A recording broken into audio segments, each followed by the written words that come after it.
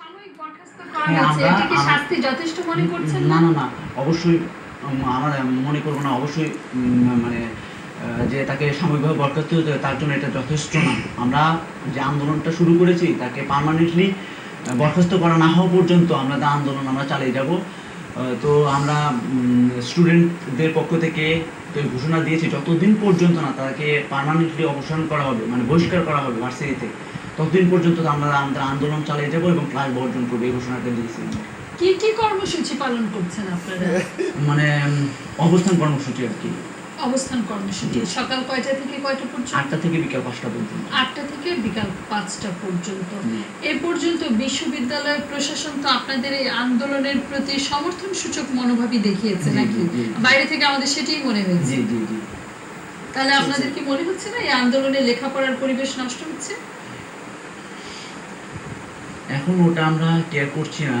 এখন যেহেতু আমরা আন্দোলন নেমেছি, তো যতদিন পর্যন্ত না আমরা এর সুবিচার পাবো ততদিন পর্যন্ত আমরা আন্দোলন চালিয়ে যাবো।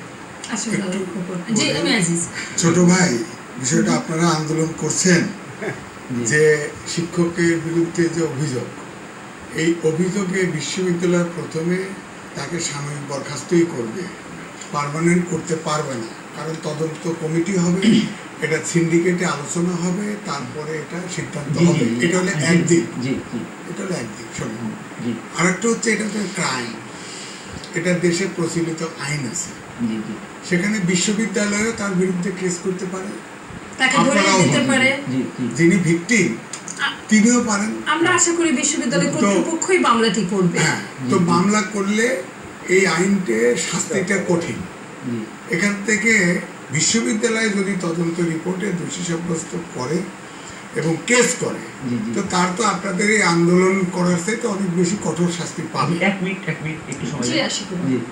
যে আমরা আন্দোলনটা করছি, এই তদন্ত যে নতুন করে শুরু হয়েছে, এই আন্দোলন মানে প্রিভিয়াস 3 মাস আগে নতুন করে মানে যে এখন যে এইটা করছে ইনভেস্টিগেশন টিমটা, 3 মাস আগেও একটা ইনভেস্টিগেশন মানে যে এটা হয়েছে আর কি, মানে ভিকটিমের শিকার হয়েছে, এইটা মানে ইনভেস্টিগেশন টিমটা 3 মাস আগেই করা হয়েছিল।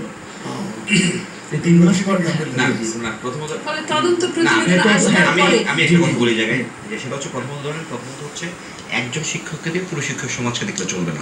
প্রথমত হচ্ছে যে যেটা আজিজ ভাই বলেছেন, যে একটা তদন্ত কমিটি হয়েছে, ইউনিভার্সিটি তদন্ত কমিটিতে প্রমাণিত হয়েছে, কিন্তু উনি সাময়িক বরখাস্ত হয়েছে, রাইট? আর সাময়িক বরখাস্তের পরে এরপরে আরেকটা স্টেপ আছে। এখন যে মামলার যে প্রক্রিয়াটা যদি বিশ্ববিদ্যালয় কর্তৃপক্ষ, হ্যাঁ এই তো সেই পরের স্টেপটাই বলছি আমি, সেটা ইচ্ছা করলে ওনাকে এখন বরখাস্ত করতে পারবে না পার্মানেন্টলি। এই সিদ্ধান্তটা কি সিন্ডিকেট কর্তৃপক্ষের মাধ্যমে এসেছে সাময়িক বরখাস্ত, নাকি উপাচার্যের একক সিদ্ধান্ত? না না, এটা সিন্ডিকেট সভা থেকে। আমি আপনাকে বলি, আমি বরং এই প্রশ্নটি তুলতে চাই যে এরকম ঘটনা ঘটবার পর কেন অপরাধী, এখানে শিক্ষক বা পেশা বড় কথা নয়, অপরাধী শাস্তির জন্য কেন আন্দোলন করতে হয়? আমি আপনার প্রথমত হচ্ছে অভিযোগটা আসার পরে আপনি একজন শিক্ষকের জন্য শাস্তি দিবেন, এবং সব অভিযোগ যে সত্য তাও কিন্তু না। 3 মাস ধরে তদন্ত হয়েছে। আমি আমার অভিজ্ঞতা বলে সব অভিযোগ কিন্তু সত্য না।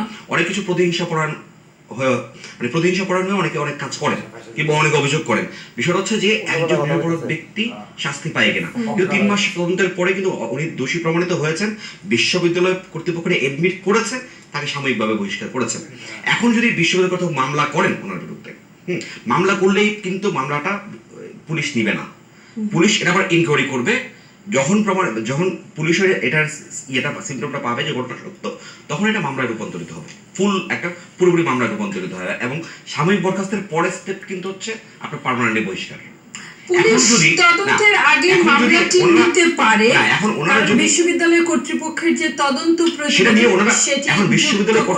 পুলিশ তো আলাদা ডিপার্টমেন্ট, ইউনিভার্সিটি আলাদা ডিপার্টমেন্ট।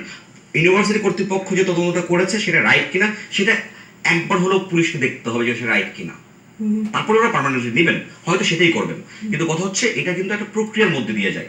এখন আপনি যদি একটা প্রেশার ক্রিয়েট করেন যে আপনি যেটা বলেছেন শিক্ষার পরিবেশ নষ্ট করা কিংবা শিক্ষার আপনার কি মনে হয় আশরাফুল আলম যে আপনার কি যখন কথা- একজন শিক্ষকের যৌন নিপীড়নের মতো অভিযোগ প্রমাণিত হয় 3 মাস তদন্তের পর তখন সাময়িক বরখাস্ত তার জন্য যথেষ্ট কিনা আপনি যদি বিশ্ববিদ্যালয়ের রুলস গুলো দেখেন, শোনেন, বিশ্ববিদ্যালয় কিন্তু আপনার আমার রুলসে চলবে না। বিশ্ববিদ্যালয়ের রুলসের প্রথম ইয়ে হচ্ছে কিন্তু আপনিও ক্যাম্পাসে ছিলেন ঢাকা ইউনিভার্সিটিতে, আপনি আন্দোলন করেছেন, এরকম আন্দোলন অনেকগুলো করেছেন। প্রথম স্টেপ কিন্তু সাময়িক বহিষ্কারটা করা, প্রথম স্টেপটাই কিন্তু এটা। এরকম কোনো ব্যাখ্যাই কি আপনি এসেছে না, আশিকুর রহমান? এখন আরেকটা ধরেন, আমি একটু কথা বলতে আপনি চাচ্ছি। যদি বিশ্ববিদ্যালয়ের শিক্ষকদের রুলস গুলো দেখেন, আপনি রুলস গুলো আগে পড়েন। ইউনিভার্সিটিতে এটাতে আমি ছিলাম দায়িত্বে, সিন্ডিকেটে ছিলাম, তো এই প্রসেসটা পুরোই জানি।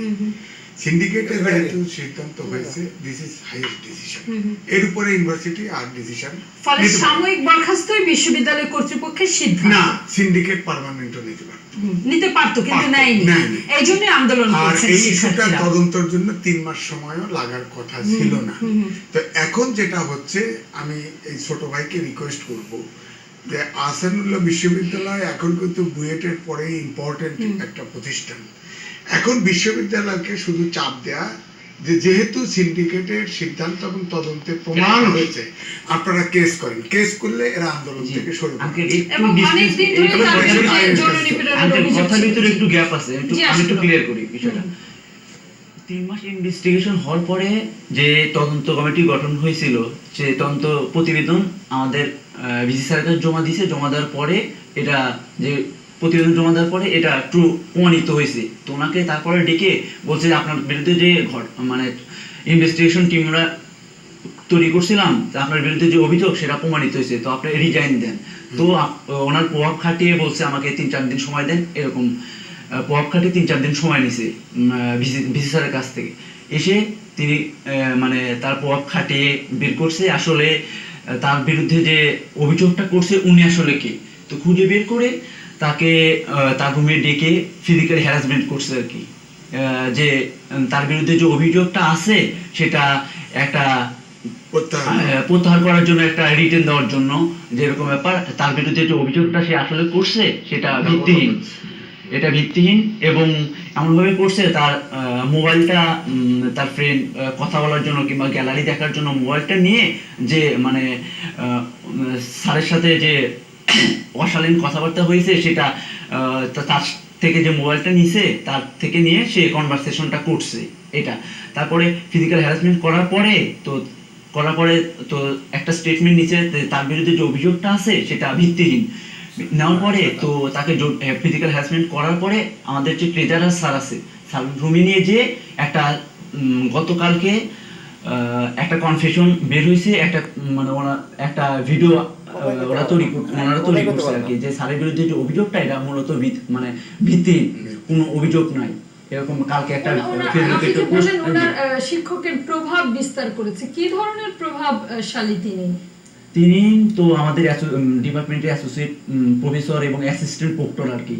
এই ভয়ভীতি দেখিয়ে যেরকম ব্যাপার, এর আগেও তো অনেক কিছু হয়েছে, তার বিরুদ্ধে অনেক অভিযোগ আগেও উঠছে, বাট ওরকম মানে তিনি তার প্রভাব খাটিয়ে ওই বিষয়গুলো ধামাচাপা দেওয়ার চেষ্টা করছেন এবং ধামাচাপা দিয়েছেন।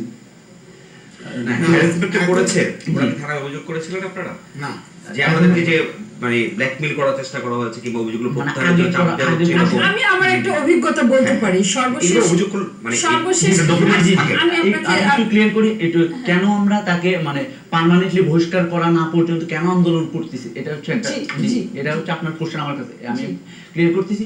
তো প্রতিবেদন জমা দেওয়ার এটা হলো, তো একটা ট্রেজারার স্যারের কাছে সামনে যে একটা দিছে, স্যারের বিরুদ্ধে যে অভিযোগটা আছে সেটা মূলত ভিত্তিহীন এবং এটা বানোয়াট, এরকম করার পরে তো চলে আসছে যে ভিকটিম, চলে আসার পরে যে ভিসি স্যারের কাছে বলছে যে এরকম জোর দোস্তি করে তার কাছ থেকে এরকম স্টেটমেন্ট নেওয়া হয়েছে যে স্যারের বিরুদ্ধে যে অভিযোগটা আছে সেটা মূলত ভিত্তিহীন। তো ভিসি স্যারের কাছে বলার পরে আমাদের কাছে এসে বলছে এরকম, ভাইয়া দেখেন যে আমার আমরা যে অভিযোগটা করছিলাম জোর জবরদস্তি করে, আমার কাছ থেকে এরকম একটা ভিডিও করছে এরকম। তো এখন জোর জবরদস্তি করে ভিডিও করছে এবং ট্রেজারার ছিল তখন, স্যার ছিল তখন। তো করার পরে আমি ভিসি স্যারের সবকিছু খুলে বলছি, তো এখন আপনারা কি করবেন দেখেন। তো তারপরে আমরা আজকে থেকে আন্দোলন শুরু করেছি। আজকে থেকে তারপরে এই বক্তব্য শুনবার পরে উপাচার্য কোনো পদক্ষেপ নিয়েছিলেন? উপাচার্য পদক্ষেপ বলতে আপনার আন্দোলন শুরুর আগে আমি না আন্দোলন শুরুর আগে কোনো উপাচার্য কোনো পদক্ষেপ নেয়নি। এখন আমাদের কোশ্চেন হচ্ছে এখানে যে ইনভেস্টিগেশন টিমটা গঠন করছিলেন আমাদের ভিসি স্যার, সে একই ইনভেস্টিগেশন টিম আবার করছেন, মানে যতগুলো মেম্বার ছিল আগে, এখন সে একই মেম্বার। এখন আগে এই মেম্বারগুলা আগে যে ইনভেস্টিগেট করে যে প্রতিবেদনটা জমা দিয়েছে, এখন আবার ইনভেস্টিগেশন করে আবার তারা কি পাবে নতুন করে? হ্যাঁ, এবং কেন আন্দোলন করে আসলে বিচার চাইতে হয়? এখানে আপনার দুইটা পক্ষ দরকার ছিল। মানে উনি অনেকগুলো অভিযোগ করেছেন যেটা বিশ্ববিদ্যালয়, শুধু এই শিক্ষক না, শুধু বিশ্ববিদ্যালয় কর্তৃপক্ষের আমরা বিরুদ্ধে। চেষ্টা করেছি উপাচার্য হ্যাঁ, প্রক্টর হ্যাঁ, দফায় দফায় right. আমরা কাউকে পাইনি এবং কারণ আমাদের সাথে অনেকগুলো অভিযোগ করেছে সেটা কিন্তু শিক্ষকের বিরুদ্ধে না, সেটা বিশ্ববিদ্যালয় কর্তৃপক্ষের কিংবা বিরুদ্ধে। প্রশাসনে যারা রয়েছেন ওনাদের বিরুদ্ধে, যেগুলো আসলে মারাত্মক অভিযোগ। যদি বিশ্ববিদ্যালয় কর্তৃপক্ষ সত্য হয়ে থাকে সেগুলো খুব মারাত্মক অভিযোগ, যে ওনারা কেন কর্ণপাত করবেন না যেগুলো আমরা আমাদের অভিজ্ঞতা বলে এরকম ক্ষেত্রে কর্ণপাত তারা করেন না। ধন্যবাদ আসিফুর রহমান আমাদের সাথে যুক্ত হয়ে আপনার অভিজ্ঞতা জানানোর জন্য।